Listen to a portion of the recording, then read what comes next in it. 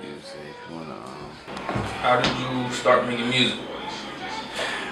Well, music actually, it was more of a developmental kind of experiment. We did it in multiple stages. It was about freshman year in high school actually. I was in class, not paying attention or whatever. And my producer to this day, he's the one who kind of started me with everything. He, tried to get me into making music, rapping. I was like, this is idiotic, no, I'm not gonna do it. And it kind of went from there where he's like, nagged me. And we kind of slowly started making music from there. And simple stuff, cat, bat, hack stuff. And it kind of became what we did every day after school. So what inspired your style? There's really a multiple of different facets in my life.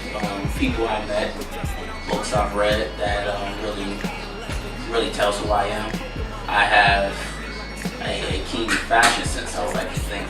And that's just pretty much from always being around it. I knew with music I wanted to incorporate that any way I could. So like everything I do, I wanted to be kind of like a artistic vision of what I see and how I see things. And I'm kind of a neat person by nature. So I think that's kind of what sharpened my style. Even with my music, I like everything to be kind of tidy. What inspired you to make this new EP? This new EP that I'm doing, the Uber tape, it's like it's a collage of fashion and music. I took the best of everything I know and tried to put it into words, if that's even possible. Which you'll be the judge of that once you hear the Uber tape. But I was able to take that, and I wanted to keep everything as far as fashion and music like I done with my first mixtape, Bars and Bow Ties. I just try to clash the two worlds. And with the Uber tape, I wanted it to be the best of the best, the high of the high, the most exciting of the exciting. And that's what I did with that. Everything I did, I wanted it to be like, live bass, live drums, and we kind of executed that, pretty efficiently. Even with when it comes down to the small chords and the small details in it and how we mixed it, this is actually the first EP, the first project I ever even had mastered. So we just try to make it super, super clean as well. But with listening to it, you'll be able to tell within the first song that this is a kid, he's really into fashion, he's really into art. Outside of being into these kind of things, he's a normal guy. He's from the same place I'm from, and he knows kind of the same things in the same streets that I know. Why is your production so special? That's a cool one. That kind of goes back to me speaking about my producer, which is my best friend. We've been together since I've been 7 years old, so the production is kind of like it go hand in hand. What I'm doing musically, a lot of times I play the music for people and they go, a lot of times I play the music for people and they know whoever is the producer, he must really be close to this guy because like the music is married like that. Why is your production special? The production for not only this EP but for my Bars and Bow Ties EP it's like a marriage really. What me and Phoebe got going on is like it's more of a partnership with making music. I've known him since I was 7 years old.